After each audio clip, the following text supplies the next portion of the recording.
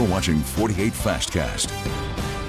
Welcome in, y'all. 7:01. Thanks for joining us for our Fastcast. Today, it is another hot one, a very warm start. We're pushing almost 80 degrees at 7 in the morning. Looking at a first alert weather day due to this heat right now. Yeah, today and tomorrow, potentially dangerous. I know you have the argument, oh, well, it's summer, it's supposed to be hot and humid. Well, these are the type of days where heat-related illnesses become more and more common, both heat exhaustion, heat stroke. Heat stroke is a medical emergency. If you know the signs and symptoms and see someone struggling with that, you need to call 911 to get them the help that they need. But we do have a heat advisory for north central, northwest Alabama, middle Tennessee, northeast Alabama. You are not in the heat advisory, but I can assure you your heat index will be just as bad as the areas shaded in orange. But just use good common sense, good judgment. And there's deep tropical moisture that we've been talking about. That stays with us. It really gets ugly and nasty as we head into Friday and the weekend. And we're going to talk about a center of low pressure down in the Gulf that will bring us increasing chances for showers and storms. But your feels like temperature today anywhere from 100 to 108, 109. Like yesterday, there's a very small chance of seeing an isolated downpour or storm popping up into the afternoon. Warm and muggy out the door. Some of you have some areas of patchy but dense fog up in portions of middle Tennessee. This is your 48 First Alert Road Report, sponsored by Bankston Motorhomes.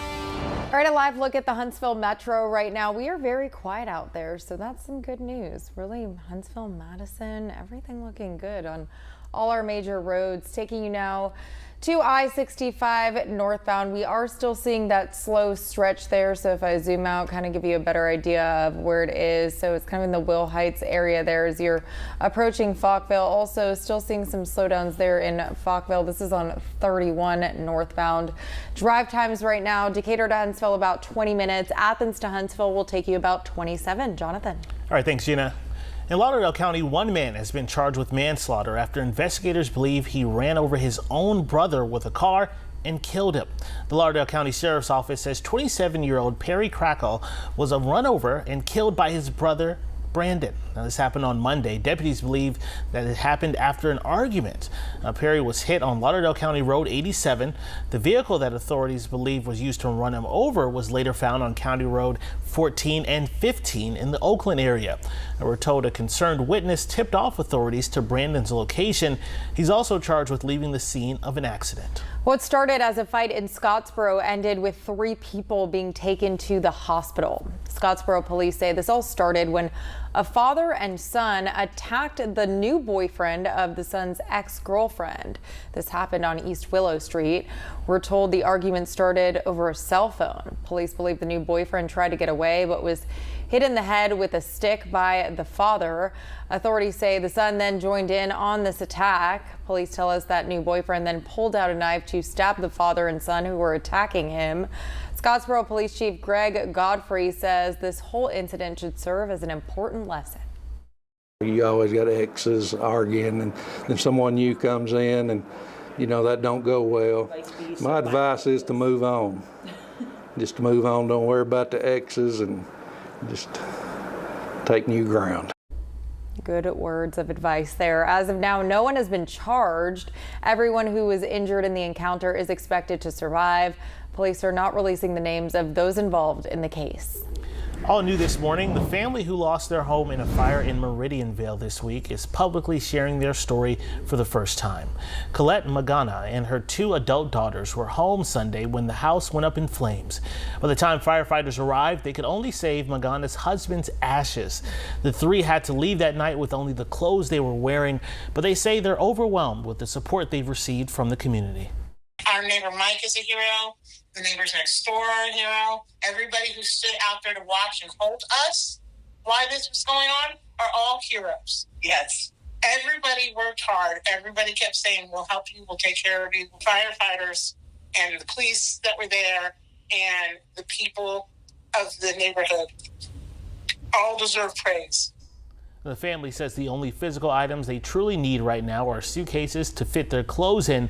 Their temporary plan is to stay at a motel while their insurance company works to find them a permanent place to live. Huntsville city leaders are trying to figure out what to do with the historic Huntsville Depot.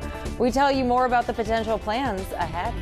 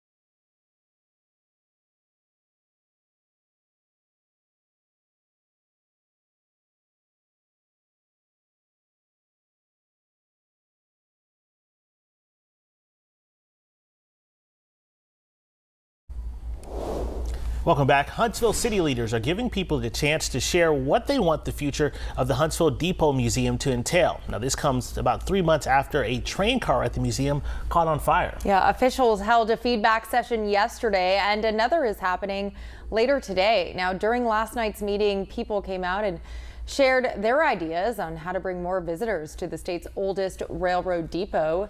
City officials are not planning on tearing down the museum. They're instead looking at ways to add other things to the surrounding area, like playgrounds, small businesses, or even a park. We spoke to a young man who enjoys trains. He goes out there quite a bit. He says he hopes the changes will allow others to appreciate the historical significance of the Depot Museum. I was so happy, and that makes me happy how more people that like history, and people past the years just like say that trains are stupid and like don't listen to them. Yeah, don't listen to them. This morning's feedback session is happening at 10 at the Roundhouse located on Monroe Street. Today is a 48 First Alert Weather Day, sponsored by Mr. Reuter Plumbing for all your emergency plumbing services. I like that kid. I like his attitude too. If you're heading out to the train depot with the kids to just kind of hang out, I encourage you to do it sooner rather than later. By late morning into the afternoon, our feels like temperatures, they're going to jump up very quickly here, already in the upper 90s as early as 10:30. Peak heat index today, probably 105 to about 109. Look what happens as we go through tomorrow. Same exact thing, potentially dangerous combination of hot, high temperatures and that high humidity, that deep tropical moisture we've been talking about. Mainly sunny, partly cloudy at times as we go through the morning into the afternoon. Small chance of seeing a pop-up downpour or storm today. A lot of you stayed dry yesterday. A lot of you will stay dry through the day today. There's a center of low pressure though. Hurricane center watching this, moving west into the Gulf. Lousy beach weather for the next couple of days. Flooding rainfall possible over portions of Louisiana, but we'll be watching this low as it kind of swings to the north, and that could bring increasing chances for rain showers and storms as we go through Friday into the weekend, potentially into next week. It will also reinforce that tropical moisture, so no relief from the heat and humidity coming anytime soon. Just good air conditioning inside type day. Yeah, absolutely. And if you have to go outside, make sure you're staying hydrated for sure. All right, thank you so much for tuning in for the Fast Cast. Remember to tune in for Tennessee Valley Living and the noon show with Tina and Eric. See you later.